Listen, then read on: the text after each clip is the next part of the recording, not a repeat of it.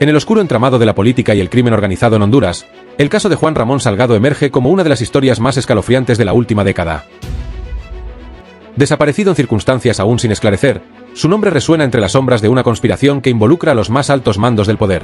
Las acusaciones apuntan directamente a Manuel Mel Zelaya, el exmandatario hondureño, quien, según testimonios de testigos clave, habría sido el primero en dar la orden de eliminar a Salgado, a quien alguna vez llamó compadre. El asesinato no fue un simple ajuste de cuentas, sino un golpe calculado dentro del complejo ajedrez de poder, en el que el crimen organizado tejía su telaraña con la complicidad de figuras políticas intocables. El año 2010 marcó el auge del imperio de los Rivera Maradiaga, los temidos líderes de la organización criminal Los Cachiros, cuyo control sobre el país era absoluto. En esta maraña de corrupción y violencia, emergió un nombre clave, Midencio Oquelí Martínez, un político con doble vida que ascendió al Congreso Nacional bajo la bandera del Partido Liberal, pero cuyas verdaderas lealtades estaban ancladas en el narcotráfico. Fue este vínculo con el crimen organizado lo que llevó a que Salgado, un hombre de influencia y secretos incómodos, se convirtiera en un objetivo a eliminar. Las declaraciones de exintegrantes de Los Cachiros no dejan espacio para dudas. El asesinato de Salgado fue ordenado desde las más altas esferas, y Mel Zelaya, según estas fuentes, fue el primero en exigir su eliminación. La desaparición de Salgado no fue un hecho aislado, sino el resultado de una serie de traiciones y alianzas quebradas en un mundo donde la lealtad se paga con sangre. La historia cobra un matiz aún más siniestro cuando se revela que, en reuniones secretas, Midencio Oquelí Martínez y los Rivera Maradiaga discutieron el destino de su antiguo aliado.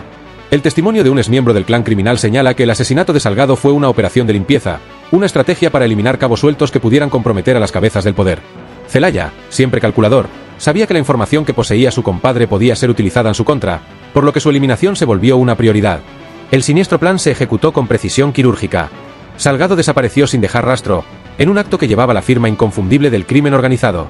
Fuentes cercanas al caso aseguran que el operativo fue coordinado por sicarios de Los Cachiros con el respaldo de sectores de la política que no podían permitirse que Salgado hablara.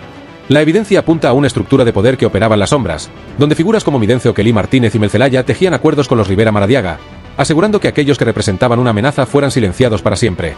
El eco de la desaparición de Salgado sigue resonando en la historia reciente de Honduras, dejando un rastro de preguntas sin respuesta y una verdad incómoda que muchos prefieren ignorar.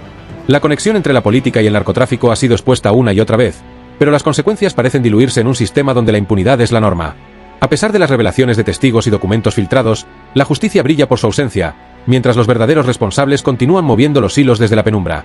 Así, el caso de Juan Ramón Salgado se convierte en un símbolo de cómo el poder, la traición y el crimen se entrelazan en un país donde la vida puede ser arrebatada con una simple orden. Su desaparición es un recordatorio sombrío de que, en Honduras, la política y el crimen organizado no son fuerzas opuestas, sino dos caras de la misma moneda. Y en esta historia de ambición desmedida y silencios comprados con sangre, la verdad sigue oculta tras un velo de miedo y complicidad. Corría el año 2010, una época de tinieblas en Honduras, donde el crimen organizado y la política eran dos caras de la misma moneda. En el epicentro de este huracán de corrupción y violencia, el imperio de los Rivera Maradiaga se alzaba imponente, con tentáculos que se extendían por cada rincón oscuro del país.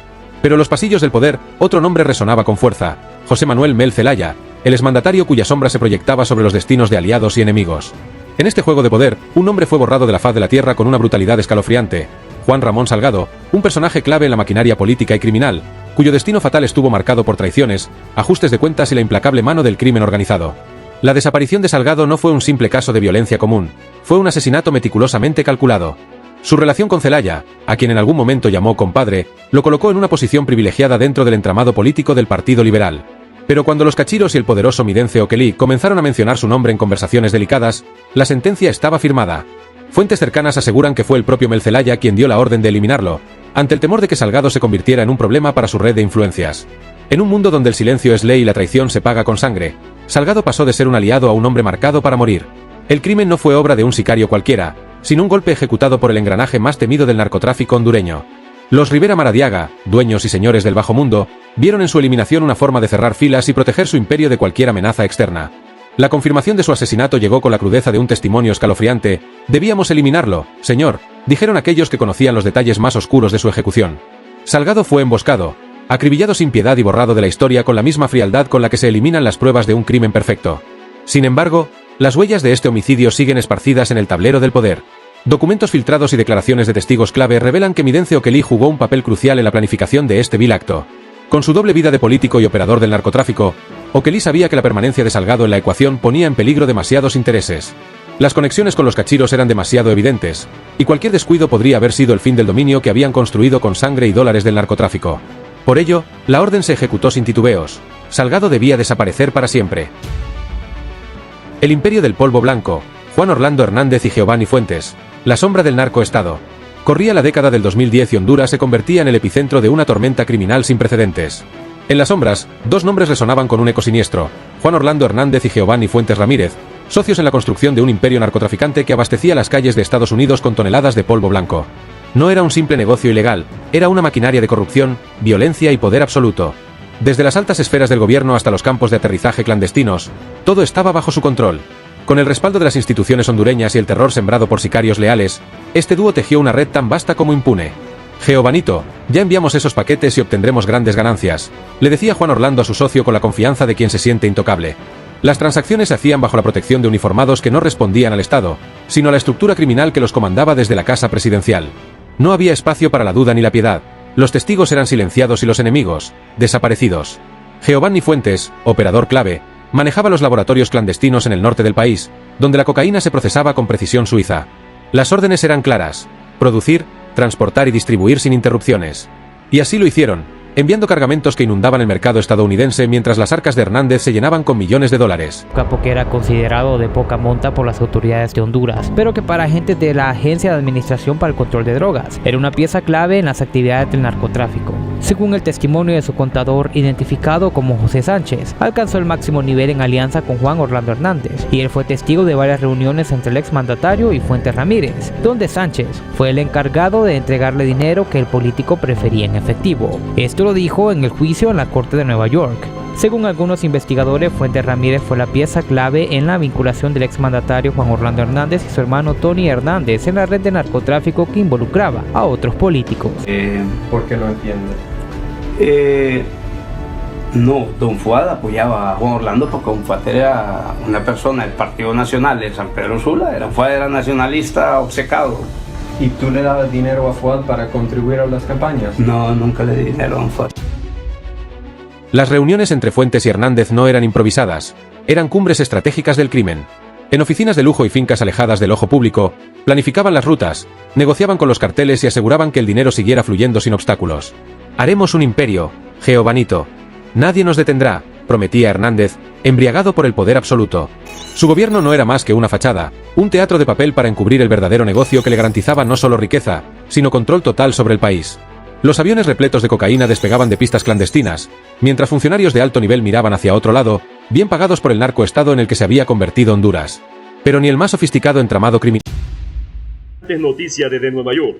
El expresidente hondureño Juan Orlando Hernández, declarado culpable por delitos de narcotráfico, enfrenta una nueva tragedia detrás de las rejas. Un giro inesperado que podría cambiarlo todo. En exclusiva, Juan Orlando Hernández, quien cumple su condena en una cárcel de Nueva York, sufrió una grave lesión en la pierna. La demora en recibir atención médica ha dejado a todos con muchas preguntas. ¿Negligencia o un intento deliberado de quebrantar su residencia?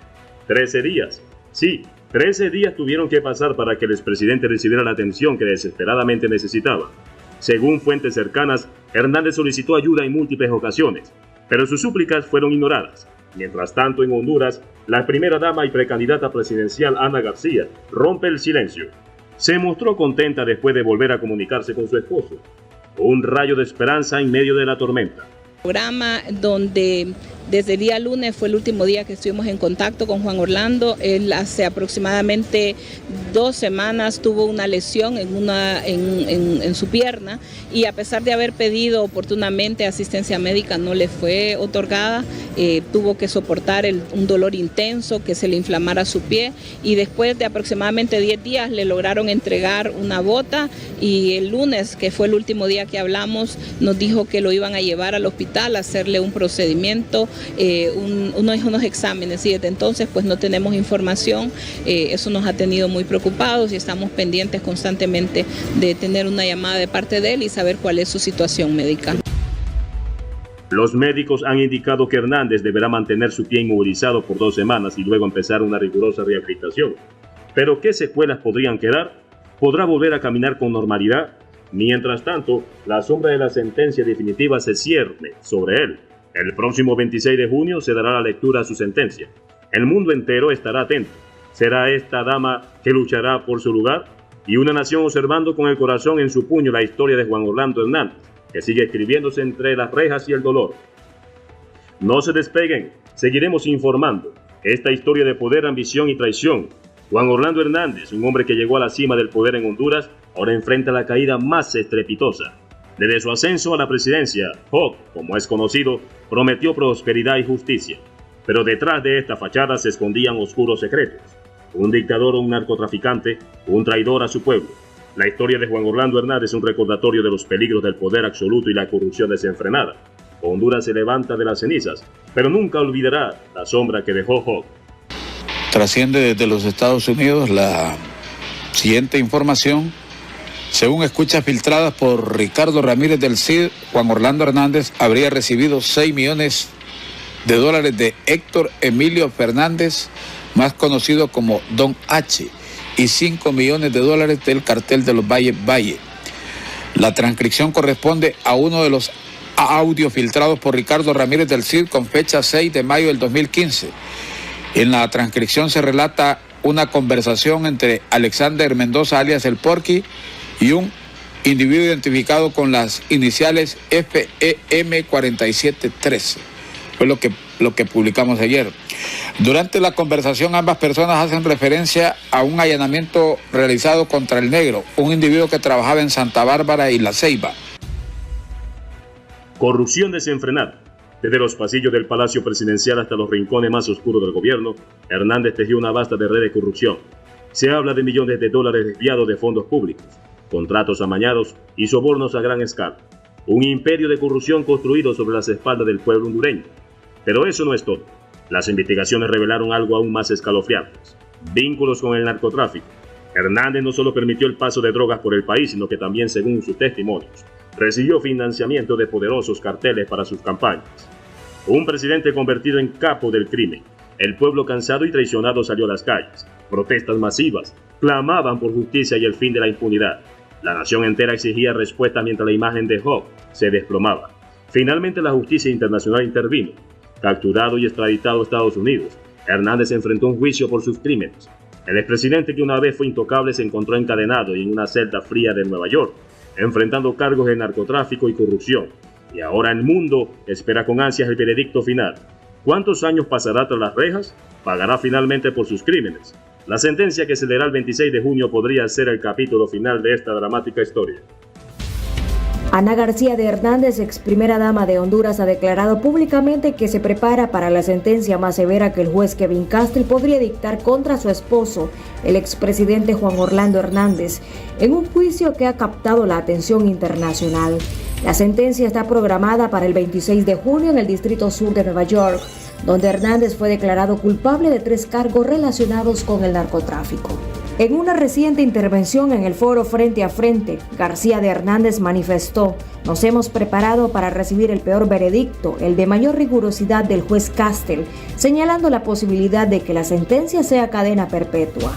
Ese veredicto culminaría un proceso judicial que, según ella, estuvo marcado por la falta de opciones de defensa adecuada, ya que el juez no permitió la presentación de pruebas y documentos que podrían haber mostrado a Hernández como un ferviente opositor del narcotráfico. Este hombre, un régimen de terror.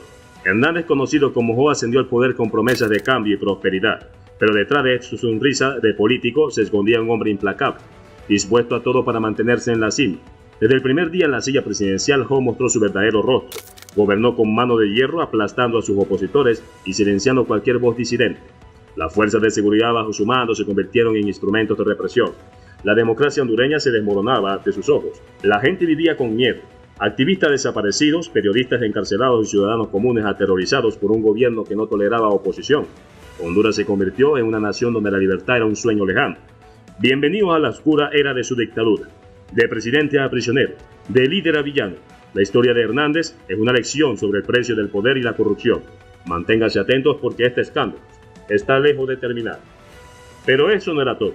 Las investigaciones revelaron que Jo no solo era un dictador, sino también un capo del narcotráfico. Utilizó su posición para facilitar el paso de toneladas de drogas a Estados Unidos, llenando sus bolsillos con dinero manchado de sangre. El presidente de un país se convirtió en uno de los criminales más buscados del mundo. Hernández manipuló las elecciones, compró lealtades y utilizó el poder del Estado para perpetuarse en el poder. La corrupción se infiltró en todos los niveles del gobierno. Los recursos que debían ser para el pueblo terminaron en cuentas bancarias secretas en el extranjero. una traición sin precedentes. Sin embargo, el pueblo hondureño no se rindió. Manifestaciones masivas a pesar de la brutal represión, la voz del pueblo se alzó en busca de justicia. Cada protesta, cada grito, cada lágrima fue un clamor por la libertad y el fin de la dictadura de Job.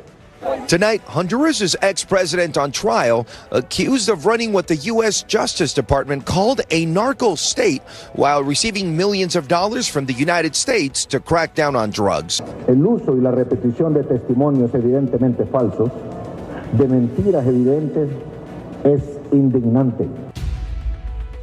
Gracias por apoyarnos día tras día. Te invitamos a mantenerte conectado en este canal. Recuerda activar la campana de notificaciones para que te lleguen los últimos reportes de última hora.